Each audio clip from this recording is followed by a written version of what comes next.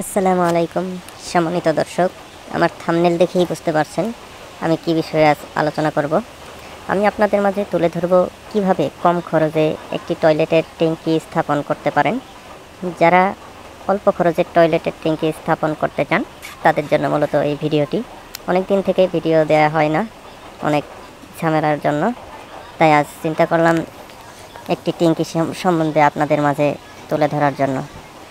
প্রথমে বলেই, আমার এই সেপটিক ট্যাঙ্কি তৈরি করতে মোট 1000 ইট লেগেছে। আমি যেহেতু কম দামে ইট কিনছিলাম 9000 টাকা, 9000 টাকায় ইট, 9 বস্তা সিমেন্ট আর 7 ধরা রড। 9 বস্তা সিমেন্টের দাম আমি কিনছিলাম শাহ স্পেশাল সিমেন্ট, যেটা ধরেছিল 510 টাকা বস্তা, এই হিসাবে আর কি 9000 5,500 টাকার মতো। আর 9000 টাকার ইট। মিস্ত্রি বাবদ খরচ গেছে আপনার 4000 টাকা। দুইটা মিস্ত্রি 3 দিন কাজ করছে, 3 দিনে কমপ্লিট করছে, তাই 4000 টাকা মিস্ত্রি।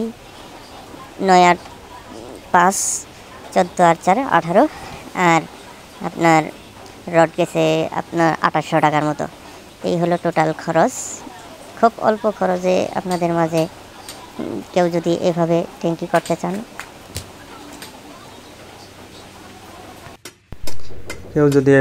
করতে চান, তাহলে এই বাজেটের মধ্যেই করতে পারবেন। আশা করি ভিডিওটি আপনাদের অনেক ভালো লেগেছে।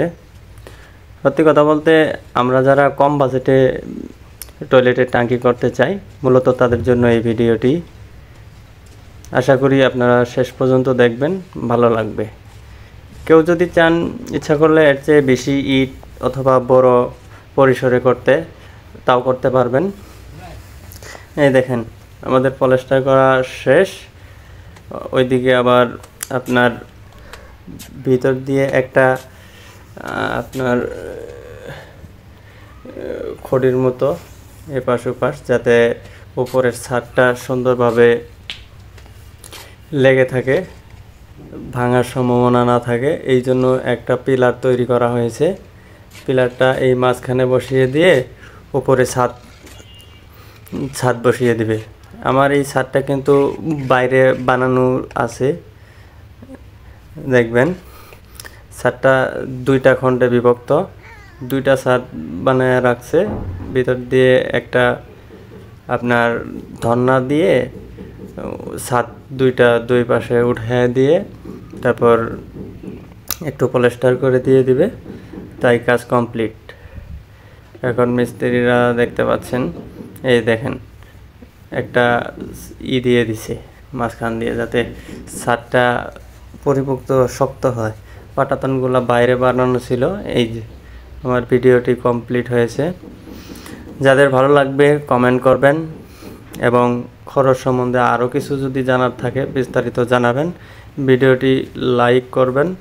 ধন্যবাদ সবাইকে। আসসালামু আলাইকুম।